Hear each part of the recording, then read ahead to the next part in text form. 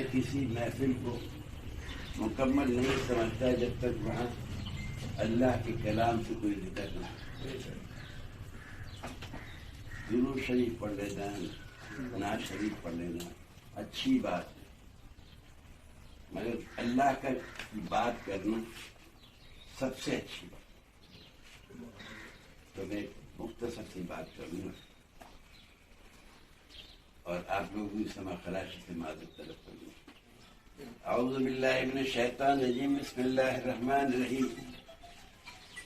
ومن الناس من يقول آمنا بالله وباليوم الآخر وما هم بمؤمنين يخادعون الله والذين آمنوا وما يخدعون إلا أنفسهم وما يشعرون في قلوبهم مرض فزادهم الله مرضا ولهم عذاب أليم بما كانوا يكذبون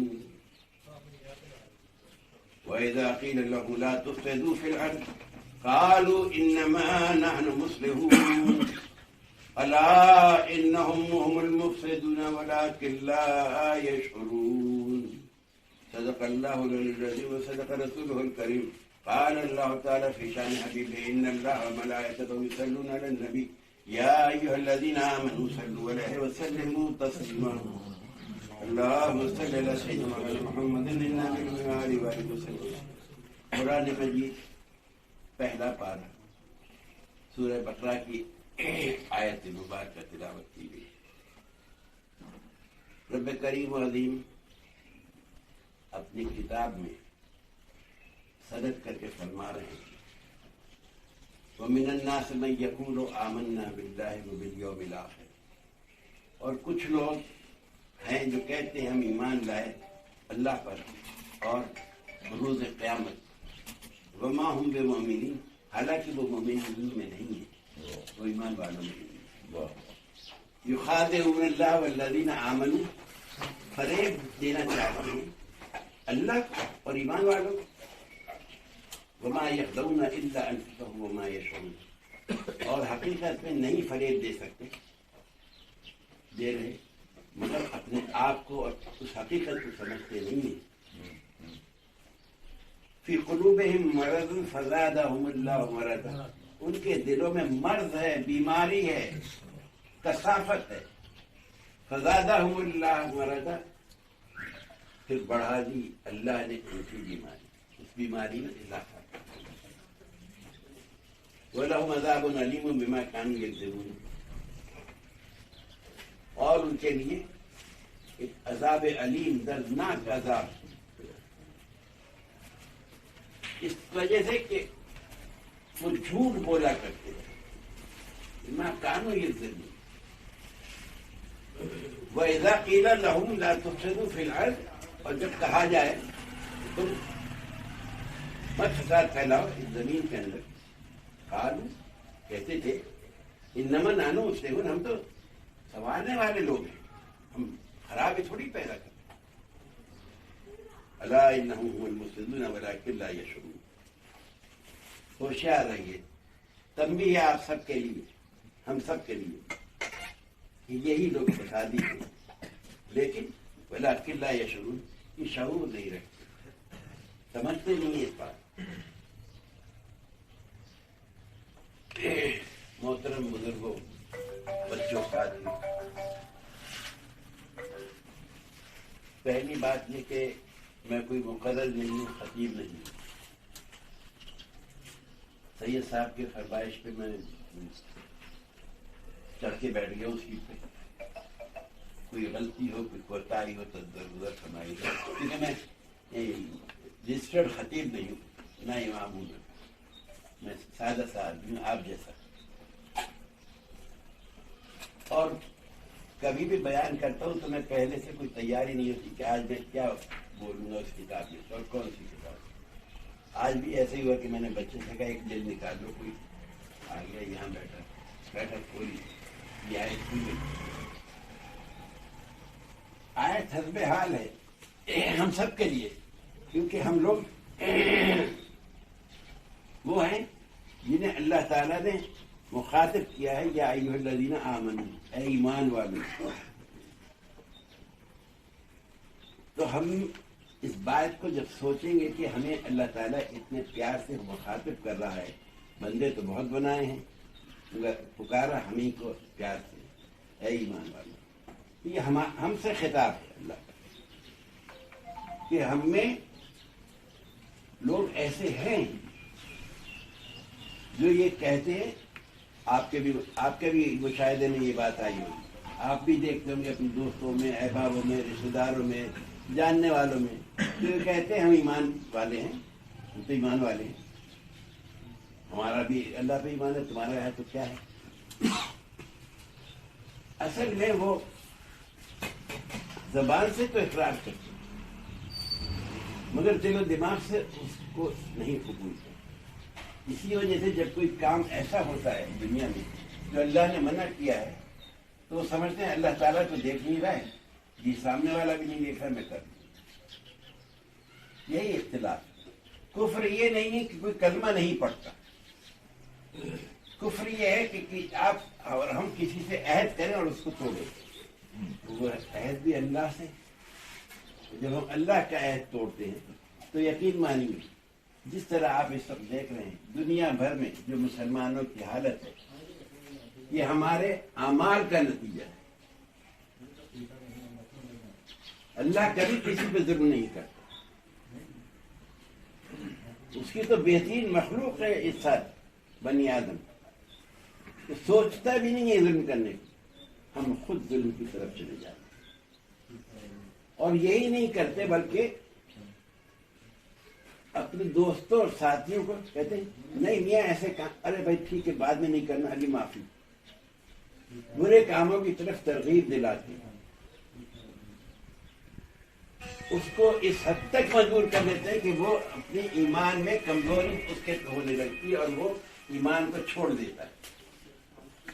جو عہد کیا اللہ سے، جو وعدہ کیا اللہ سے، اس عہد کو چھوڑ دیا کیونکہ اس نے معبود دنیا والوں کو بنا دیا، یہ میرا کام کر دے گا، وہ میرا کام کر دے گا، کوئی کسی کا کام نہیں، اللہ ہی کام کرنے والا ہے۔ تو فریب دیتے ہیں وہ لوگ جو ایسے ہم لوگوں میں ہیں، اور ہم ہی میں سے ہوتے ہیں جو خرابی پیدا کرتے۔ چھوڑ دیجیے امریکہ میں کیا ہو رہا ہے، ڈنمارک میں کیا ہو رہا ہے، وہ تو ہیں کافر، وہ تو کرتے ہی کفر ہے،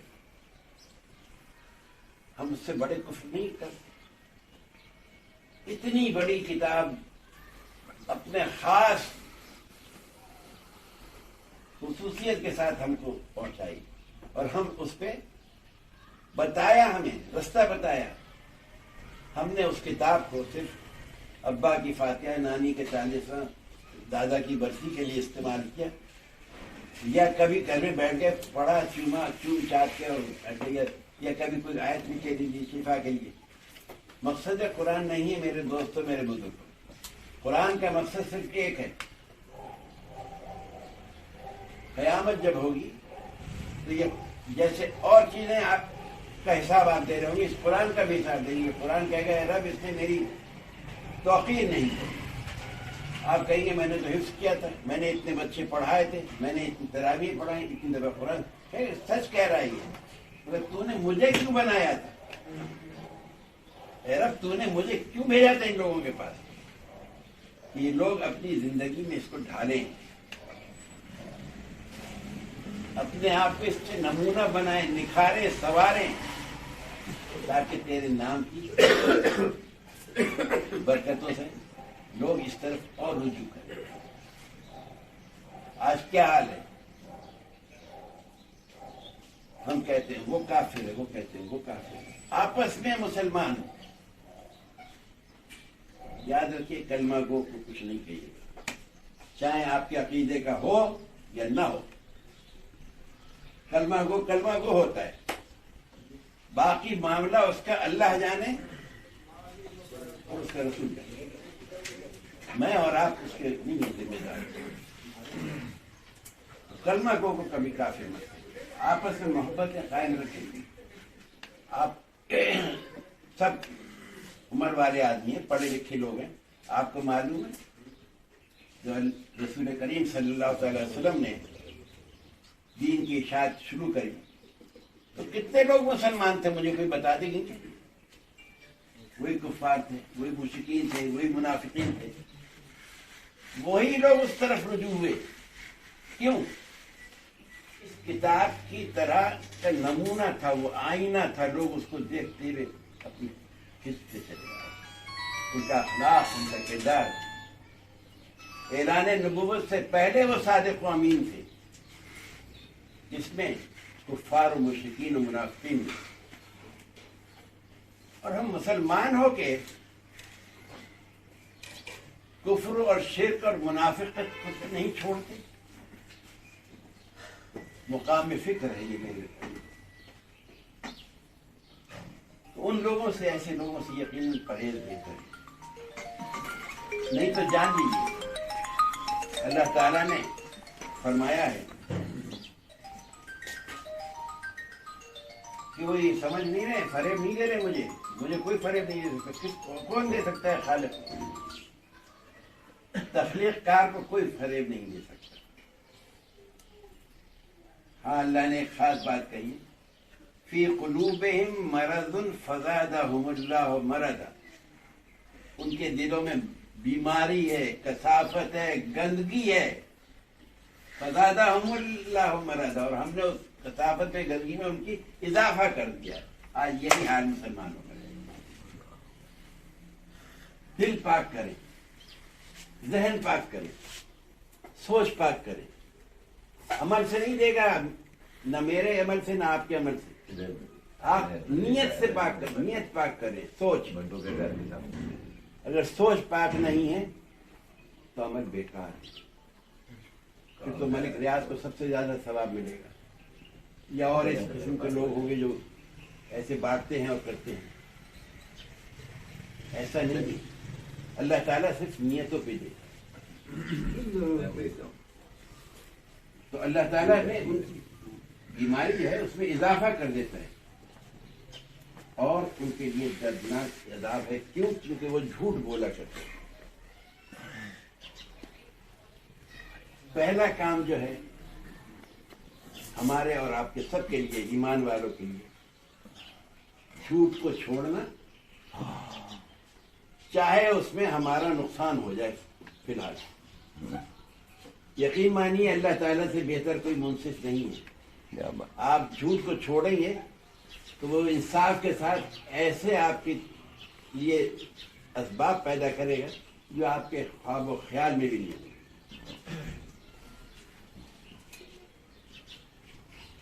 اور جب اپنی سوچ کو ایسے بدلیں گے تو یقیناً آپ ان لوگوں میں نہیں ہوں گے جو ہماری صفوں میں لوگ بیٹھے ہوئے ہیں اور فساد پھیلا رہے ہیں یہاں پر.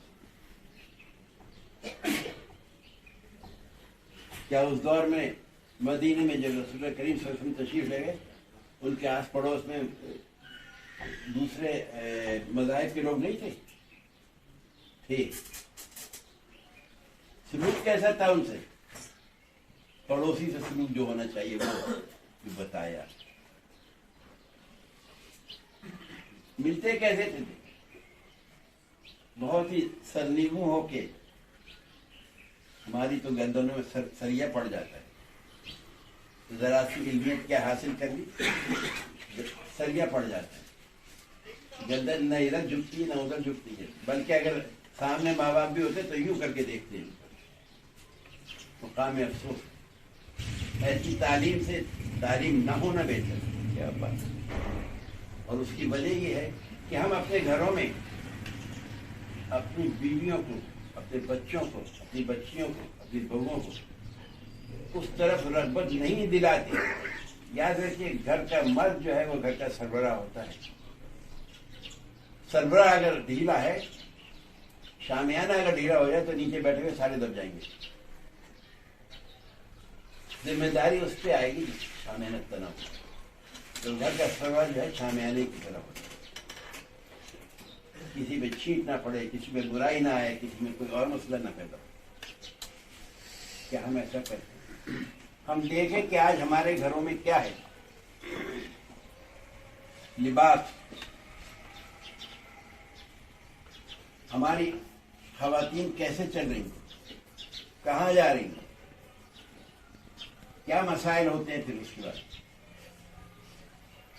جب وہ نکلتی ہیں سڑک کے اوپر کھلے کپڑوں کے ساتھ مکمل نمائشی حیثیت سے،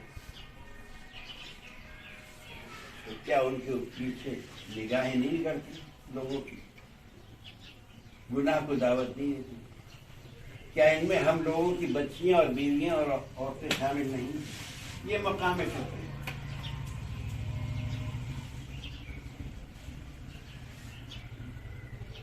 کم از کم اگر برقع نہیں اوڑھ رہے تو کم از کم چادر ایسی لے لیں کہ چہرہ ڈھک جائے.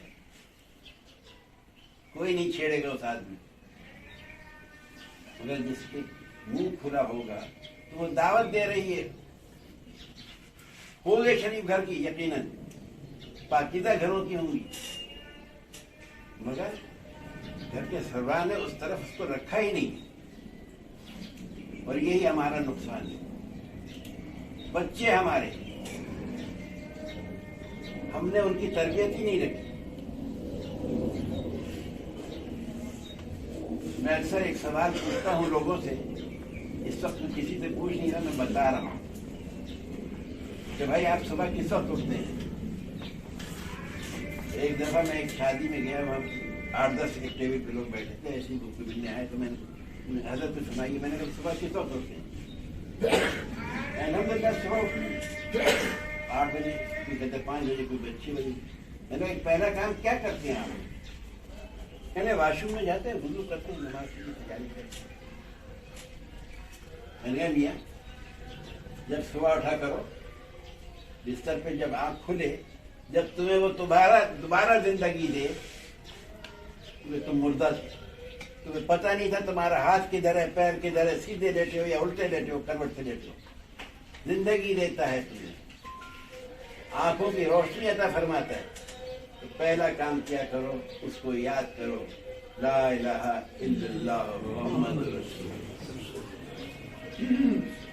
اس کو عادت بنا لو صبح اور رات. اور جس نے اس کو عادت بنا لیا، جس نے اس دنیا میں جس چیز کو اپنی خاص عادت بنا لی، قیامت تک اسی عادت میں رہے گا. جب مر رہا ہوگا وہ آدمی تو پڑھتا ہوا جائے گا لا الہ آخری لمحے میں. اور جب اٹھے گا اس وقت جب سورہ زلزال ہے، اذا زلزلت الارض زلزالها واخرجت اثقالها وقال الانسان ما لها، کہ زمین اپنے اندر سے پھینکے گی نکال کے لوگوں کو، ہمیں اور آپ کو. تو آپ اور ہم اس لوگوں میں ہوں گے جو حشر کے میدان میں کلمہ پڑھتے جا رہے ہوں گے. سبحان اللہ. مقام فکر ہے. کیسا خوش ہوگا، کیسا خوش ہوگا میرا رب، کیسا خوش ہوگا میرا رب. ارے واہ، یہ کتنا اچھا آدمی، یہ تو آج بھی مجھے یاد کر رہا ہے. مٹی میں اٹا ہوا، بالوں میں مٹی، جسم پہ مٹی، دوڑتے سب جا رہے ہیں انہیں، وہ بھی، مگر وہ ان میں ہوگا کلمہ پڑھتے جا رہا. تو اللہ تعالیٰ اپنی نظر رحمت کر کے فرمائے. یہ چھوٹا سا عمل بتا رہا ہوں.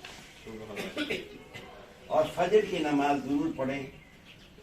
اگر کسی وجہ سے، نالائقی کی، کوتاہی کی وجہ سے یا اپنی بے روی کی وجہ سے رہ جاتی ہے، میری درخواست ہے بستہ سب لوگوں سے کہ فجر کی نماز پڑھے بغیر نہ نکلے. چاہے 8 بجے پڑھے، چاہے 9 بجے پڑھے، چاہے 10 بجے پڑھے. 2 سنت 2 فرض. آپ اپنا کام کریں، پھر اس کے بعد کام پہ نکلیں. آپ دیکھیں آپ کے کاموں میں برکت ہوگی. آپ دیکھیں آج آپ لیٹ پڑھیں گے، کل آپ ٹائم سے پڑھیں گے. عادت تو بنائیے. بچوں کو اٹھائیں تو زور سے کرنا پڑے تاکہ وہ بھی اس کی عادت ہو. بیوی کو کہیں، کیا ہم لوگ یہ کرتے ہیں؟ کیا ہم لوگ یہ کرتے ہیں؟ باقی ساری حرکتیں کرتے ہیں، قرب حق سے دور رہتے ہیں. جب ہم اللہ کے قرب سے دور رہیں گے تو ہمارے اوپر سوائے مصیبتوں اور بلاؤں کے کیا نازل ہوگا؟ میرے بزرگوں، اللہ سے دعا ہے کہ وہ اپنے حبیب مکرم نبی کریم صلی اللہ علیہ وسلم ہماری گزشتہ تمام ارادتاً اور بے ارادتاً خطاؤں کو، غلطیوں کو، گناہوں کو اپنے کرم خاص اپنے حبیب کے واسطے وسیلے سے معاف فرمائے، اور آئندہ ہمیں عملی زندگی میں اس طرح زندگی گزارنے کی توفیق نصیب فرمائے جیسے اللہ چاہتا ہے ہم لوگوں سے۔ وما علینا الا البلاغ۔